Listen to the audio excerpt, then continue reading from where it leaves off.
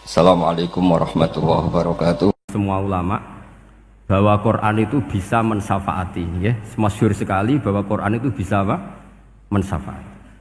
Bahkan syafaatnya Quran itu bedanya dengan syafaatnya Nabi adalah syafaatul Quran ini menghalau atau menghadang orang biar gak sampai kena azab. Tapi kalau syafaatnya selain Quran itu yang sudah kena azab diambil dari azab itu. Nah, dalu niki kula kepengin matur teng jenengan sedanten karena niki lami sekali saya kaji bahwa malaikat, nggih malaikat sinten mawon itu juga kena konstitusi aturan fikih. Jadi kalau kita sebagai manusia wajib menghormati orang hafal Quran, nggak boleh nyadui wong hafal Quran, nggak boleh ngidoni wong hafal Quran, maka malaikat juga kena aturan yang sama. Karena dia, malaikat ini termasuk makhluk yang mukallaf, makhluk yang kena tatanan Allah Subhanahu wa taala. Sehingga Rasulullah SAW dawuh surat Tabarok disebut Al-Munjiyah, Al-Waqiyah, surat yang bisa menyelamatkan yang hafal dari siksa kubur. Pokoknya singkat cerita, ada orang itu fasik, mungkin ya layak disiksa. Pas sampai disiksa malaikat, surat Tabarok muncul menjelma sebagai seseorang. Kalau kamu menyiksa orang ini berarti nyiksa saya. Terus kata malaikat, anti min kalamillah, ya, rujuknya memang perempuan karena surah itu dari muannas karena ada taknya. Anti min kalamillah, kamu ini termasuk kalamullah. Wa ana akrahu musa'ataki, tentu aku gak berani menyiksa kamu. Ya, terus berdebat kata malaikat, ini orang nggak bener, ini orang fasik, saya harus mukuli dia. Kata surat Tabarok, sak fasik-fasiknya aku itu neng hati ini, kena nyiksa dekne nyiksa aku. Wahnya debat karena nggak ada mahkamah konstitusi. Terus walhasil terus malaikat bilang gini, ya sudah kita lapor kepada Allah Subhanahu wa taala.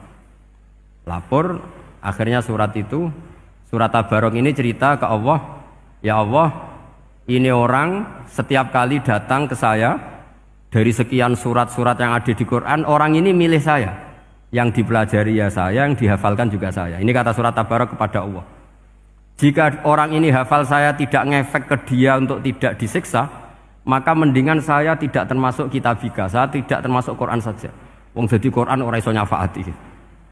Terus kata Allah, lho kowe kok emosi, kata Allah. Ya harus emosi dong Gusti. Masa sudah di Quran kok gak iso nyafaati sing ngapal. Terus kata Allah, wis pek aman. Makanya terus banyak orang ngapalkan surat Tabarok. Ya ini sekaligus ijazah nih. Untuk meradam kemarahan malaikat niku apal surat Tabarok. Syukur-syukur apal 114 surat. Oh niku malaikat sinten mawon pun kena. Cukup apal Tabarok. Sehingga adatnya orang-orang Jawa selain hafal Yasin itu hafal Tabarok. Nah, saya itu lama sekali mempelajari bab ini. Ternyata di antara pokoknya itu satu, karena malaikat itu kena aturan fikih. Nggih imut nggih, malaikat itu juga kena aturan fikih. Jika orang hafal Quran itu haram disadui, kita haram menghinakan, maka malaikat juga kena aturan tidak boleh menghinakan orang yang hafal Quran. Dan alhamdulillah di banyak syurahul hadis hafal Quran itu maknanya tidak harus hafal semuanya. Orang boleh hanya hafal Tabarok, boleh hanya hafal Waqiah. Itu kalau kamu hafal betul, surat ini juga bisa berdiri sendiri mensyafaati Anda. Kayak ini surat Tabarok, beliau matur kepada Allah Subhanahu wa taala. Redaksinya gini, inna fulanan amida ilayya min baini kitabika fata'allamani wa ta'alani. Jadi dari sekian surat yang ada di Quran, orang ini selalu milih saya, ya Allah. Jadi gampangannya surat Tabarok, wong saya diprioritaskan orang ini, kok saya dingin-dingin saja ketika mau jenengan siksa, ini enggak fair. Apa gunanya saya sebagai kalamullah, sebagai kalamuka, ya Allah, kemudian enggak ngefek kepada orang ini. Akhirnya walhasil sama Allah surat Tabarok diberi hak syafaat. Makanya akhirnya semua ulama ijma yang bisa mensyafaati itu adalah satu Quran, dua Rasulullah SAW, ketiga orang-orang soleh dan seterusnya. Tapi yang penting dari ngaji ini adalah bahwa malaikat itu kena konstitusi. Makanya saya punya ijazah untuk jenengan. Malaikat itu bisa diteror, sampean tenang saja. Malaikat itu bisa diteror, bisa dibully. Masyhur itu di cerita Nurul Dzolam, karangannya Syekh Nawawi. Sayyidina Ali yang mbahnya Habib Ali ini, Sayyidina Ali bin Abi Thalib. Ya jadi Rasulullah kita tahu punya menantu yang top alim alamah namanya Sayyidina Ali. Sayyidina Ali ku yang menuso. Jadi dekne ku iseng kepengen roh Umar ku wedi. Mergo mangkel. Wong kok ning donya anggere wong tau disentak iku kepengen roh Umar disentak. Wong sak urip-uripe nyentak wong. Walhasil Sayyidina Ali ketika Umar wafat, beliau berdoa, ya Allah saya beri kasef supaya ngerti Umar sing mletene ngono anggere wong disentaki wani gak nyentak mungkar nakir. Mau itu tok tujuannya. Nah, karena Sayyidina Ali itu orang yang luar biasa, walhasil dituruti mbek pangeran kasef. Wasef melihat mungkar nakir datang itu matanya kalkidril ghali kayak apa panci yang menganga. Oh seru. Umar baru bangun dari kubur. Sayyidina Ali sebenarnya ingin melihat kalahnya Umar sebetulnya, niatnya itu ingin melihat kalahnya Umar. Ternyata Umar tersinggung, langsung berdiri. Hei malaikat, kamu itu harus punya akhlak. Kamu tahu saya siapa? Saya ini temannya kekasihnya Allah. Yang diandalkan temannya bukan dia. Jadi bolehlah neror malaikat itu boleh. Kamu tahu saya ini siapa?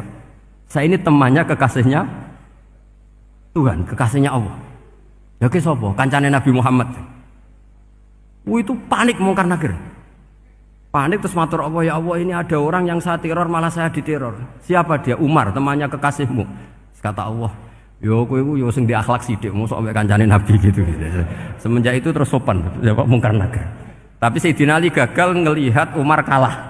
Padahal cita-citanya kepengin Umar sekali-kali kalah. Jadi ada sekian cara untuk apa ya, kalau dibahasakan untuk meredam malaikat. Masyhur ada ulama alim alamah pekerjaannya mengajar tauhid. Ngajar tauhid lah, mungkin tauhid primbon sampai tauhid apa.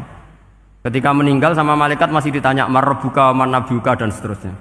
Imam Malik datang, "Hei malaikat, ini guru tauhid, saurip-uripe mulang tauhid. Kowe ora tau mulang kok takok sing tukang mulang. Sing sopan." Ya sudah enggak usah tanya. Jadi cerita seperti ini mungkin orang lain boleh nggak percaya, tapi itu mudawwan, dibukukan di beberapa kitab, dan saya percaya itu karena secara umum kaidahnya adalah ala inna auliya Allahi la khaufun alaihim wa lahum yahzan. Tetap lahumul busyra fil hayatid dunya fil akhirah. Artinya kalau wali itu ngalami ketakutan ketemu mungkar nakir, berarti dia tidak punya busyra fil akhirah. Padahal para wali ini dijamin punya busyra, mendapatkan gembira di dunia, juga mendapatkan gembira di akhirat. Artinya kalau para wali ngalami ditanya mungkar nakir terus takut, apa mana mbok bayangno kepuyah-puyah, wah itu lahumul busyra. Jadi ini, makanya zaman nanti kalau ditanya mungkar nakir, marbuka, saya guru tauhid. Ngajar di Qudsiyah kelas 6. Wah, harus jelas. Saya kalau ditanya juga gitu, saya guru Minhajul Abidin, ngajar di Habib Ali. Minhajul Thalibin, harus jelas. Kalau Pak Najib lebih gampang, ketua menoro. Lebih gampang lagi. Enggak apa-apa. Kalau karena malaikat itu ternyata mukallaf. Mukallaf itu kena aturan hukum. Enggak boleh dia selonang-selonong. Kena aturan hukum. Makanya fa innallaha ta'ala la yu'adzibu qalban wa al-Qur'an. Allah tidak akan menyiksa hati yang ada di Quran. Kalau orang hafal Quran sampai mati, artinya dia membawa Quran. Dan artinya apa? Malaikat kena aturan tidak boleh melecehkan orang yang membawa Al-Quran.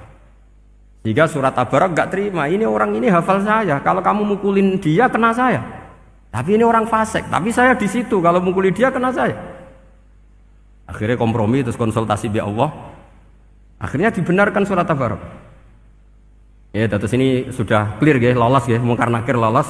Baru kayak surat Nabi Tabarak. Mungkin-mungkin buatan dites malih, nak dites malih ndredeg keliru ribet. Tapi saya percaya itu ya. Saya tidak bisa membayangkan ya. Ketika Quran disifati Rasulullah SAW bahwa Quran itu syafa', memberi syafaat, kemudian itu tidak ngefek. Saya itu keberatan sekali. Begitu juga apalagi ya, misalnya Rasulullah disifati aqrabin nas, ahabbin nas ilallah, kemudian tidak ngefek bisa memberi syafaat. Itu tidak fair. Pasti orang-orang dekatnya Allah ini bisa memberi apa? Syafaat. Karena status kedekatannya Rasulullah SAW diantaranya adalah hak memberi apa? Syafaat. Karena malaikat yang semuanya itu kena konstitusi. Saya punya kitab Syarahnya Bukhari banyak saya punya.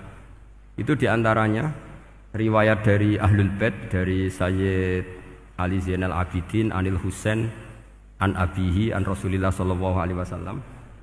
Itu riwayatnya adalah ketika nanti di mahsyar itu ya tidak usah kamu bayangkan ya karena ini bila kaifin walan hisorin. Itu Nabi diantara Jibril dan Allah. Kemudian tentu yang akan masuk surga itu orang-orang yang sudah jelas surganya kayak para nabi, para wali, para habaib, para orang-orang pilihan itu jelas surganya. Tapi apa yang terjadi? Allah itu ya tentu Allah zat yang maha tahu, sudah sangat tahu. Itu nabi usulnya itu hanya satu. Ai Rabbi. Saya masih hafal teksnya. Memang tak hafalkan karena ini tak mau tak pakai senjata untuk ketemu para malaikat. Bukan ya Rabbi, kalimatnya ai Rabbi. Ai Rabbi ibaduka abaduka fi atrofil ardi. Lho Gusti yang nyembah jenengan bukan hanya orang Kudus tok, bukan orang Menara tok, bukan madrasah-madrasah elit tok, bukan sekolah-sekolah Anggulun tok. Banyak orang yang di tengah hutan juga nyembah jenengan, banyak orang yang kerja di Korea juga nyembah jenengan, banyak orang dengan segala kemiskinannya juga nyembah jenengan. Tidak hanya orang-orang mainstream ini yang nyembah jenengan. Akhirnya Allah ini terus nyari orang-orang yang enggak jelas alamatnya, enggak jelas statusnya. Tapi di hatinya hanya masih nyembah Allah Subhanahu wa taala. Ini termasuk berkah dari rahmatnya Rasulullah sallallahu alaihi wasallam. Jadi nanti yang jelas ya tentu akan dapat surga karena posisinya jelas. Yang enggak jelas diusulkan sama Rasulullah, ai Rabbi ibaduka abaduka fi atrofil ardi. Itu luar biasa. Saya pernah ke Korea itu haru karena di sana ya ada yasinan, ada dibaan. Padahal kerja di negara ateis. Itu kalau mereka sholat, itu nyuri-nyuri waktu makan sholatnya itu di kamar mandi. Ya jangan bayangkan kamar mandinya kayak di sini yang sempit juga. Kamar mandi di kota-kota itu kan mungkin lebih bagus dibanding kamar tidur jenengan. Kayak di hotel-hotel itu kan kalau santri so ngantuk. Saking mewahnya, jadi bisa kadang ada yang tanya, mosok Gus kamar mandi nek gue sholat mau cuwilik. Iwak kamar mandimu ini kamar mandi. Ya sering do tanya saya itu sholatnya sah apa enggak? Sah, semuanya gitu tak jawab sah terus. Dan itu yang nanti diusulkan Rasulullah Shallallahu Alaihi Wasallam, ai Rabbi ibaduka abaduka fi atrofil ardi. Di luar orang-orang yang mainstream itu ya Allah, banyak orang yang menyembah jenengan. Saya tuh pernah nangis ketika di Bandara Jakarta ketemu orang wireng, serai melarat, jelas melarat, wireng. Ini ku ketemu saya cium tangan. Gus saya ini itu habis dari Selandia Baru. Kerjanya dia itu ikut mancing gitu, mancing ikan tuna ya, di Selandia. Kalau saya di tengah laut itu sampai 2 bulan. Hiburan saya itu hanya ngaji jenengan lewat YouTube. Coba orang di tengah laut ngaji.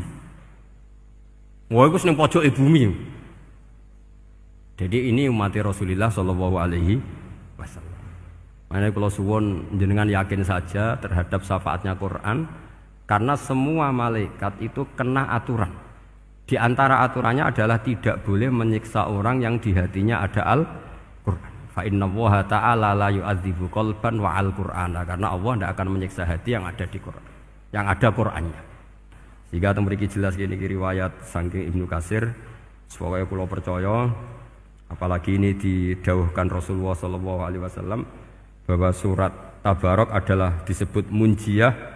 Penyelamat juga disebut wakiyah, penjaga.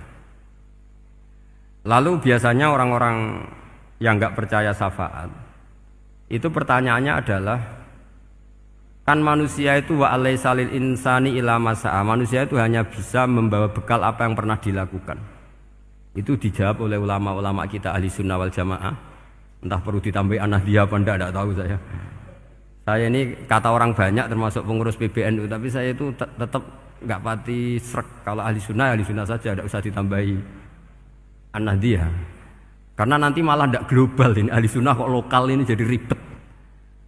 Ya tapi kalau kita di Indonesia ya ditambahi an-nahdiyah tidak apa-apa. Karena mau tidak mau memang apa ya? Dalam hal ikramus sahabah mungkin kita dengan Wahabi itu sama-sama ikramus sahabah. Tapi dalam hal percaya wasilah kita ini ada miripnya dengan Syiah karena Syiah percaya wasilah, NU percaya wasilah. Tapi dalam bab ikramu kulli sahabah beda kita dengan Syiah. Fa innas Siyin itu ada sahabat yang dihormati, ada yang enggak. Akhirnya terus kita karena itu terus bikin ahli sunnah An-Nahdiyah, karena Wahabi itu ya ahli sunnah tapi enggak percaya apa? Wasilah. Ya katanya gitu, kata para pakar-pakar. Saya sendiri hanya nirukan, saya enggak punya kepentingan untuk menganalisis itu enggak. Karena pertanyaan di kuburan itu ya gampang, nanti marobuka, manabiuka itu gampang lah. Tapi ada KNU juga, ada nanti Gus pertanyaannya, wama jamiyatuka. Waduh ribet itu, lama-lama wama hizbuka, partai kamu apa? Ribet kan kalau semua orang kreasi nambahin, malah ribet kan. Tapi lewat ngaji ini saya pastikan bahwa apa? Surat Tabarok itu luar biasa. Terus saya teruskan. Wa qad rawat Tabrani wal Hafidz Ad-Diya al-Muqaddasi min tariqi Salam bin Sadruse qala Rasulullah sallallahu alaihi wasallam suratun fil Qur'ani khosomat an sahibiha hatta adkhalathul jannah. Jadi ada surat di Quran yang mati-matian membela yang hafal sampai surat itu memasukkan orang itu ke surga, yaitu tabarakalladzi biyadihil mulk. Ini yang An Ibnu Abbas yang qala daraba ba'du ashabin Nabi sallallahu alaihi wasallam khiba'u ala qabrin wa wala yahsibu annahu qabrun. Fa idzan qabru insanin yaqra'u suratal mulki hatta khatamaha. Fa atan Nabiyya sallallahu alaihi wasallam faqala hiyal mani'ah hiyal munjiyah tunjihi min adzabil qabri. Jadi ada sahabatnya Nabi karena kemalaman dia bikin tenda di kuburan. Dia enggak ngira kalau itu kuburan. Ternyata di situ ada orang Sohibul Qabri ini baca surat Tabarok. Baca surat Tabarok. Kemudian peristiwa itu dilaporkan ke Rasulullah. Jawabnya Nabi apa? Memang surat Tabarok itu al-mani'ah, yang bisa menghalau atau menolak azab. Terus hiyal munjiyah, memang surat Tabarok itu menyelamatkan tunjihi min adzabil qabri, akan menyelamatkan orang itu dari siksa kubur. Ikut ke sekolah. Wa qala Tabrani haddatsana Muhammad bin Hasan. Terus qala Rasulullah sallallahu alaihi wasallam lawadittu annaha fi qalbi kulli insani min ummati. Karena keramatnya surat Tabarok seperti itu, kata Nabi lawadittu pakai lam taukid. Yakti seneng ingsun annaha di surah yaitu Tabarok fi qalbi kulli insani min ummati. Karena keramatnya surat Tabarok seperti itu, saya suka kalau semua umat saya itu hafal itu. Nah, alhamdulillah barokahnya didikan para kiai, para guru, hampir semua kita ini hafal surat Tabarok. Daripada yang kampanye harus hafal Quran semua, ya sudahlah, ini al-maisur la yasqutubil ma'sur atau ma la yudraku kulluh la yudraku kulluh. Jadi saya itu punya santri orang Sulawesi. Itu dulu guru gitar. Santri di Jogja, dia dulu sekolah kesenian di Jogja terus jadi guru gitar. Saya ini kan kiai fikih.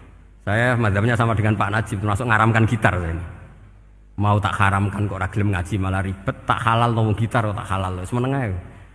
Semeneng ae. Saya niru Mbah Mun, nek ono jawabane semeneng gak.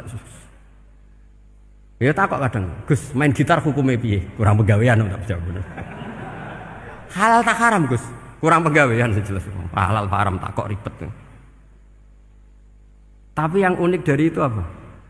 Tiap tahun Beb itu datang ke saya setor surat Tabarok. Kadang ya setor 5 ayat, 20 ayat, sampai khatam. Naik pesawat dari Sulawesi. Gara-gara ngaji saya, sudahlah Gus, sementing aman. Jadi, aku ning donya wis main gitar, saya enakku, nak gak apal Tabarok bahaya. Gitu. Dia ngapalkan, apal betul. Sekarang kemarin setornya khatam. Ya hanya untuk ngelawan malaikat saja itu, untuk ngelawan malaikat itu.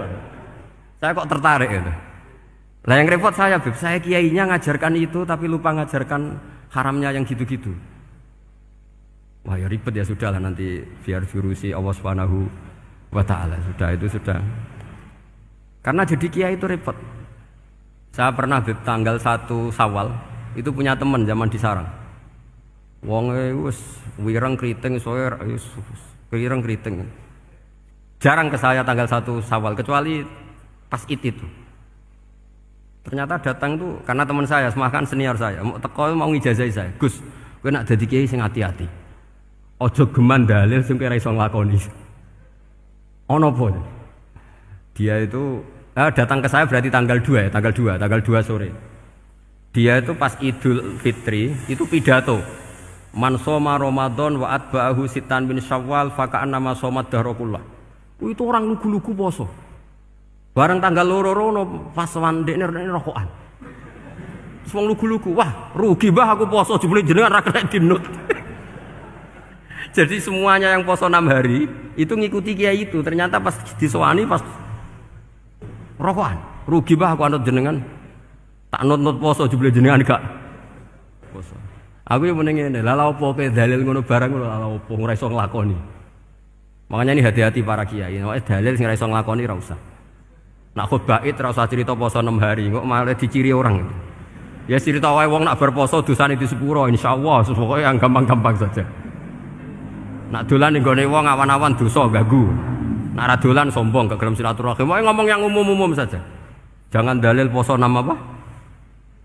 Hari itu sekali ada yang nganut ternyata kamu tidak bisa, wah itu repot. Ya jadi saya berharap sekali keyakinan guru-guru kita bahwa Al-Quran mensyafaati itu kita terima. Kita terima an ilmin wa an bayinatin wa an hujatin. Kita bukan sekedar terima karena itu dawai guru enggak, tapi satu bayinah. Yaitu logikanya adalah malaikat itu mukallaf. Mukallaf itu kena aturan hukum. Jika manusia kena aturan hukum harus menghormati orang hafal Quran, maka malaikat juga kena aturan yang sama, yaitu harus menghormati yang hafal Quran. Jadi boleh kamu nanti ketemu malaikat mungkar nakir, sertifikat Iqra khatam, qiraati khatam. Syahadah saya hafid terbaik. Ya supaya dia enggak sembarangan nyiksa kita. Wah aku yakin mesti gak wani, yakin. Jajal sebenarnya. Tapi sampean matur, ojo tes tapi. Karena sekali dites bulet tuh ini. Ya jadi ini jelas ya, dawuh Nabi ketika cerita keramatnya surat Tabarok, dawuh Nabi lawaditu annaha fi qalbi kulli insanin min ummati.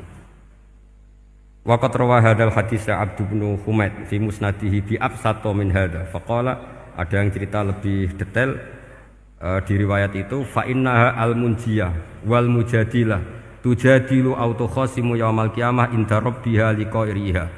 Nah ini lebih gampang lagi. Surat Tabarok itu mati-matian bela yang baca. Semoga riwayat ini yang benar, bukan li hafidhiha tapi liqairiha. Sama milih riwayat yang hafal apa yang baca? Baca apa hafal? Baca apa hafal? Korupsi kabeh. Jadi ada riwayat itu tujadilu autu khosimu yaumal qiyamah inda rabbiha liqari'iha. Bagi yang baca, tidak harus hafal. Wa tatlubulahu ayun jiyahu min adzabin nar wa yunjiya biha utawayan sahibaha min adzabil qabri. Jadi surat ini akan mati-matian bela yang membaca. Tadi kan riwayatnya hafal, jadi saya terjemah hafal terus. Akhir-akhir kok ada diskon cukup baca ya ini tak ganti karena ini demi jenengan tak cari riwayat paling gampang. Sebetulnya ini enggak etis, kayak ilmu pesanan. Ya, tapi ya sudah, memang ada riwayat apa? Liqariha. Akhirnya Nabi ya lagi-lagi menutup dawe lawaditu annaha fi qalbi kulli insani min ummati. Saya suka lawaditu itu pakai lam li taukid itu. Lawaditu annaha fi qalbi kulli insani min ummati. Tapi saya suka sekali kalau itu ada di hati semua umatku. Artinya gini, dari sekian riwayat sebetulnya itu kuat riwayat yang hafal. Karena Nabi selalu menutup dengan ngendikan saya suka kalau itu ada di hati, selalu ada di hati. Itu artinya hafal apa baca? Yo menengai sampe pucat kandhani kok angel teman. Hafal apa baca? Lawaditu annaha fi qalbi kulli insani min ummati. Itu hafal apa baca? Hafal. Ya berarti hafal. Ini yang hafal Tabarok berapa? Semua ya? Hafal semua? Aman berarti, no? Jadi kalau niku gak ada kitab banyak tentang usul fikih. Sebetulnya kepentingan saya itu bukan masalah usul fikihnya, tapi kepentingan bahwa konstitusi ilmu, saya ulang lagi apa? Konstitusi ilmu yang difahami ulama ummati Rasulullah sallallahu alaihi wasallam itu ternyata fa innahu ta'ala bahabihim al malaikah. Allah itu bangga sekali dengan para malaikat. Makanya kamu harus ngaji usul fikih, ngaji apa saja. Karena malaikat itu tidak bisa mikir kayak jenengan, yang bisa mikir itu jenengan. Sehingga ketika presentasi cara bahasa sekarang, termasuk keramatnya Imam Amudi, itu ada cerita ini ada di Nailul Ma'mul kalangannya Syekh Mahfud At-Turmusi. Imam Amudi itu ulama top, tapi dia ngajarnya itu matematika. Jadi ulama nggak ngajar tauhid, nggak ngajar tarikh, nggak ngajar pesolatan, tapi ngajar matematika. Akhirnya, tapi di hatinya ini, makanya ulama itu punya bisirri asrorihim al-fatihah itu ya di sini. Di hatinya itu menurut dia, ilmu paling efektif untuk menjelaskan logika tauhid itu ya matematika. Singkat cerita, ketika ketemu para malaikat, ngendikannya Allah, ya Amudi, kenapa kamu sering belajar matematika? Li tauhidika ya Rabbi, supaya saya mentauhidkan engkau. Ajari para malaikat. Jadi malaikat dipanggil semua sama Allah. Hei waya malaikat, hei para malaikatku, dengarkan kajian Imam Amudi. Dengarin semua. Dia nerangkan di bor hanya sedikit. Nisbatus naini wa arba'atin wa khamsin sampai terus ilal wahid, semuanya nisbatul far'i ilal asli. Wes aku gawe angka cek 1 juta cek 1 miliar, tetep awalnya iku siji. Mbok donya jumlahe cek alam galaksi cek planet wes santek, tetep asal usule siji. Kabeh iku pengembangan nisbatul far'i ilal asli. Liyane zat sing wahid iku kabeh far'un, cabang mintil kal wahdah. Malaikat manduk-manduk kabeh ya, kabeh iku kok Allah. Jadi angka sebanyak apapun itu ya nisbatul far'i ilal asli. Jadi 2 ya enggak asli, yang asli 1. 5 ya sama, 1 miliar ya sama, 1 triliun semua. Berapapun jumlahnya bilangan, semuanya adalah far'un minal wahid. Terus kata Allah, "Oh iki lho ulama aku pinter tenan nerangno tauhid." Nah, malaikat kan monoton. Pokoknya wiridan sudah gitu dok. Akhirnya padahal malaikat ini pernah nggak terima ketika ulama itu masuk surga duluan, karena kan wiridani lama malaikat. Tapi ternyata apa? Kata Allah, kowe wiridan terus wajar gak di nafsu. Manusa tak kei nafsu jek eling aku. Akal terbaiknya dipakai untuk saya, kata Allah, yaitu untuk litauhidi, untuk mentauhidkan saya. Itu imam siapa? Amudi. Jadi dia. Terus saya punya kitab, pernah ngaji sama Mbah Mun, namanya kitab Al-Husunul Hamidiyah. Itu ada ulama, itu ahli gambar. Gambar ya gambar. Kitabnya itu bergambar. Yo kadang gambar wet, kadang gambar wedhus, pokoknya kitabnya gambar. Tapi wong keramat. Dulu kitab gambar tapi hawane hawa tauhid. Nah, sampean kan enggak ngarang kitab primbon. Donga mahabbah. Lah ndekne dhewe Joko tuwa kok ngijazahi mahabbah. Lucu kan. Ana kiai fakir jal ijazah jal rezeki yo ngijazahi padahal ndekne dhewe. Oke, sing repot meneh. Wong ndekne dhewe ra cerdas ngijazahi ilmu laduni. Ribet. Wong ndekne dhewe ra cerdas ngijazahi ilmu napa? Ternyata di akhir kitab itu dijelaskan gini. Fa inna hadhihi suwara, semua gambar ini awaluha min nuqtah wahidah. Awalnya adalah dari 1 titik. Jadi famadarul wujud adalah an-nuqtah, 1 titik. Nuqtatul wujud yaitu Allah Subhanahu wa taala. Mbok kowe gambar seruwet apapun. Wis aku gambar benang paling ruwet sing ra iso diurai. Awalnya 1 titik apa 2 titik? 1 titik. Makanya masyhur dalam dawuh para ulama, Quran dikumpulkan di surat Fatihah. Surat Fatihah dikumpulkan di bismillah. Bismillah dikumpulkan di titiknya ba. Nah titik ba ini disebut bi kana makana wa bi yakunu mayakun. Karena lewat titik bi ini, karena saya yang ada menjadi ada, dan karena saya yang mau ada akan menjadi ada. Makanya semuanya itu kembali ke 1 titik, nuqtatul wujud. Kayak apa ulama dulu? Jadi mau bismillah itu gak main-main kan. Bismillah itu eling bae. Ba ini nuqtatil wujud, bahwa kita benar-benar bertauhid. Mbok kayak apa buletnya gambar, mbok kayak apa ruwetnya, tetap dimulai dari 1 titik. Mbok kayak apa jumlah angka-angka itu, dimulai angka 1. Nah, Sampean saya harapkan nanti kalau ketemu Allah itu Allah bangga dengan sampean kon mulang tauhid ning malaikat. Orang ning TPQ kon mulang malaikat. Itu cita-cita terbesar saya, kepengen mulang malaikat. Mulang sampean wis bosen yakin wis aku pengen oh keren mulang. Ya, maksudnya aja malaikat kok Jibril, Mikail itu malaikat elit. Sing awam-awam ya sing mboten. Mboten kalau malaikat ini papan atas niku pun alim banget. Saya kenapa ngomong demikian? Saya ini punya tafsir namanya tafsir Al-Qurtubi. Itu Imam Qurtubi termasuk tak anggap mufassir hebat. Beliau ketika ngendikan wa idz qala rabbuka lil malaikati, sak terus walhasil malaikat itu terus protes ataj'alu fiha may yufsidu fiha wa yasfikud dima. Itu kan ada pertanyaan di tafsir itu. Bagaimana mungkin malaikat itu protes kepada Allah padahal malaikat itu terkenal loyal sama Allah, nggak pernah intervensi, nggak pernah gugat. Kenapa ini kok ada cerita malaikat kok gugat atas alu?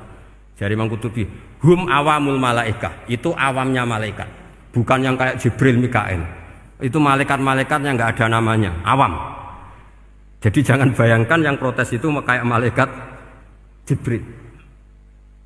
Jadi harus dibedakan. Nah, saya ya tentu kalau ngajar malaikat ya milih yang ini, yang nggak jelas namanya ini sudah. Kalau Jibril ya nggak mungkin diulang tuh, sing nggawa wahyu. Apa alam Quran itu sepiro? Aku sing nggawa Quran ribet kan malah. Lah nek Israil mbok ulang tersinggung dipletet lah tuntas malah ribet. Mikael mbok ulang tersinggung kira di donasi bagian duit dan bagian rezeki. Ribet. Wis mulang malaikat sing awam. Saya itu termasuk hilang iskal saya, janggal saya karena tafsir Qurtubi. Dulu saya itu iskal. Mau malaikat kok ngevaluasi kebijakan Allah itu artinya kan gini. Ya Allah, engkau mengangkat Adam sebagai khalifah. Padahal potensi Adam itu adalah ifsad. Ya, ataj'alu fiha may yufsidu fiha wa yasfikud dima. Kata malaikat, wa nahnu nusabbihu bihamdika nuqaddisu lak. Itu kan paradok, kalimat yang paradok. Paradoknya begini, ya Allah tolong evaluasi engkau ngangkat Adam sebagai khalifah. Potensi Adam adalah merusak bumi. Wa nahnu nusabbihu bihamdik, kita ini selalu mensucikan engkau. Loh, itu kan paradok. Kalau mereka mensucikan Allah, artinya mensucikan juga min ihtimalil khata'. Mensucikan bahwa Allah itu tidak mungkin salah. Lah ini bilang mensucikan kok. Saya mensucikan engkau Gusti, tapi kok dalam hal ini kok kayak jenengan itu salah gitu. Wong karwan Adam kok mbok angkat. Makanya Allah duka. Wong kowe ku jare maca tasbih kok ngevaluasi. Ya kan maknanya mentasbihkan Allah apa? Mensucikan dari semua kesalahan, kekurangan. Nah, ini bilang baca tasbih kok nganggep Allah itu perlu dievaluasi kebijakannya. Tolong pikir ulang Gusti. Mungkin jenengan kurang detail kan kayak gitu. Akhirnya Allah tersinggung. Masyhur itu di tafsir-tafsir. Meskipun tafsir itu sebagian Israiliyat, yang keterusan itu rodok Israiliyat, tapi cara kula rodok setuju, Israiliyat sing rodok-rodok gitu. Itu kan masyhur itu akhirnya. Lah apa alasannya Adam kok salah? Bani Adam tentu akhirnya Adam ini kemudian terganti ke Bani Adam. Dan itu jadi perdebatan ahli tafsir. Apakah domir itu harus kembali ke asal? Apa boleh ke pengembangannya? Misalnya Adam itu kan di situ disebut ataj'alu fiha may yufsidu fiha wa yasfikud dima. Padahal Adam yang nabi ini enggak pernah yusfikud dima. Enggak pernah yufsid fil ardi, juga enggak pernah wa yasfikud dima. Ya, saya ulang lagi, Adam yang nabi itu kan enggak pernah ngalami ataj'alu fiha may yufsidu fiha wa yasfikud dima. Berarti Adam ini nanti yang nakal, yang sampai senang pertemuan darah itu Adamnya apa anaknya? Anaknya kan? Itu jadi perdebatan ahli tafsir. Walhasil singkat cerita, malaikat ini tidak salah. Nyatanya kita tahu kan perang di Irak, di Syria, perang zaman Belanda, Bani Adam itu senang safkud dima. Tapi ternyata malaikat ini ditegur sama Allah. Yusbiya manusia itu salah itu dia nafsu. Kue bener mergo ora takei nafsu. Masyhur terus dicerita Israiliyat itu ada malaikat, dia jajal Gusti. Jajal tenan dikei nafsu, medun ketemu wong adus langsung merkosa. Gawe anan sih, ora kenalan sih. Terus dari Allah, wah lumayan menusa ana mukadimah iku awur-awuran ae. Walhasil terus malaikat ape terbang enggak bisa. Ini kata cerita Israiliyat, kamu harus menentang cerita ini. Tapi saya setuju. Singkat cerita, pertanyaannya adalah, mungkinkah malaikat melakukan kesalahan? Padahal termasuk salah adalah protes kepada Allah Subhanahu wa ta'ala. Itu dijawab oleh Imam Qurtubi, hum awamul malaika. Itu awamul malaika. Jadi kita harus membedakan malaikat yang papan atas, yang ashos. Kalau dalam tafsir modern disebut malaikat sing ashos, kayak Jibril, Mikail. Ada malaikat awam. Nah, yang awam ini ya biasa, yang bilang qalu ataj'alu fiha ma yufsidu fiha wa yasfikut dima wa nahnu nusabbihu bihamdika nuqaddisu lak. Itu kan paradok. Paradoknya, ya Allah, engkau mengangkat Adam jadi khalifah itu kayaknya salah.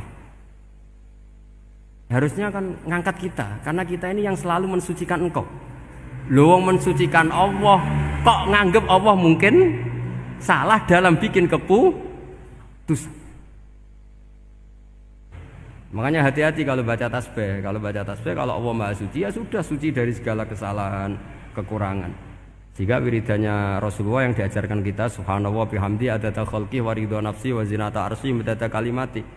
Jangan subhanallah pakai versi kamu. Allah Maha Suci. Ternyata kamu punya khayalan tentang Allah. Nah, kalau khayalan kamu salah, berarti mendudukkan Allah tidak sesuai sifatnya Allah. Makanya ahli tauhid terus punya satu pakem ilmu yang namanya ma khatara bi balika fa wa bi khilafi dzalik. Apa yang ada di hatimu bahwa Allah seperti ini, hakikatnya Allah tidak akan seperti itu, karena Allah mukhalafatul lil haq. Karena ini masalah-masalah sensitif. Dan itu yang salah, saya ulang lagi, awamul malaikah. Kata Imam Qurtubi siapa? Awamul malaikah. Ya, saya teruskan. Jadi kula suwun seperti keinginannya Rasulullah sallallahu alaihi wasallam. Terus niki terakhir, anna Rasulullah sallallahu alaihi wasallam kana layana hatta yaqra alif lam mim tanzil wa tabarakalladzi biyadil mulku wa qala las antawuf yufaddilani kulla suratin fil Qur'an bisab'ina hasanatan. Jadi di antara kelebihannya surat Tabarok adalah mengungguli umumnya surat dengan kelas 70 kali derajat. Jadi keunggulannya surat Tabarok itu bisab'ina darajah di bawah surat-surat yang lain. Sudah, ini surat Tabarok agak panjang. Tapi alhamdulillah dari semua itu surat Tabarok itu kalah mbek Qul huwallahu ahad. Jadi ini nikmat terbesar kita. Karena enggak perlu Tabarok, saiki porsi ini diturunkan jadi apa? Qul. Makanya banyak tarawih main apa? Qul. Itu bukan cari cepet, itu dalile musalsal ila Rasulillah sallallahu alaihi wasallam. Jadi ada sahabat itu kalau ngimami main kulhu. Di Indonesia masih mendingan kulhunya rakaat kedua ya. Itu enggak, sahabat ini rakaat pertama ya kulhu, kedua ya kulhu. Masih mendingan di Indonesia dipakai selingan rakaat kedua. Singkat cerita, sahabat yang makmum ini lama-lama mangkel, matur, ya Rasulullah, ini orang yang kau pasrai jadi imam itu sering main kulhu. Akhirnya Nabi memanggil, ya fulan, kenapa kamu suka baca kulhu? Li'annaha sifatur rahman, karena dalam surat kulhu itu semuanya menerangkan sifatnya Allah Ta'ala. Maka saya suka itu. Nabi saat itu juga dapat wahyu, ya Muhammad, kasih tahu orang itu, inni uhibbu, saya suka dia karena dia suka kulhu. Wah, itu aja hafalkan itu. Jadi itu riwayat yang lebih menggembirakan itu. Jadi ndak usah Tabarok, cukup apa? Kulhu. Dan itu lebih mutawatir. Makanya dalam legenda dunia kiai itu kan ini ada cucunya Sayyidina Ali. Tuh, siapa yang bisa khatam Quran sekian menit, yang menang Sayyidina Ali ya, karena baca kulhu sampai 3 kali, yang dianggap takdilul Quran, sudah sama dengan baca Quran. Jadi ini ijazah terakhir, ini jadi porsinya tambah turun. Saya itu suka, saya itu punya banyak penggemar lah di Jogja, di Jakarta. Memang agama ini harus mudah. Saya itu kalau baca kulhu itu sampai nangis. Nangis saya bukan karena faham atau haru, itu enggak. Sebaik itu Allah, masa gara-gara hafal kulhu, main kulhu dicintainya? Ya karena memang Allah itu benar-benar zat yang baik. Makanya saya punya teman itu kurang ajarnya Masya Allah. Kalau tes ditanya rukun Islam berapa, nawakidul wudhu berapa, muftitatus sholat berapa, semuanya dijawab la ilaha illallah. Terakhir ditulis kafir Pak, sama anak nyalano iki. Nyalano la ilaha illallah kafir apa enggak? Gurunya bingung kan akhir. di ek iku la ilaha illallah kok di ek. Akhirnya bocah diceluk, "Cung maksudem piye?" "Mun nek sampean wani ngeek, Pak, kafir, Pak." Akhirnya sugahno ribet-ribet. Pertanyaan apa saja.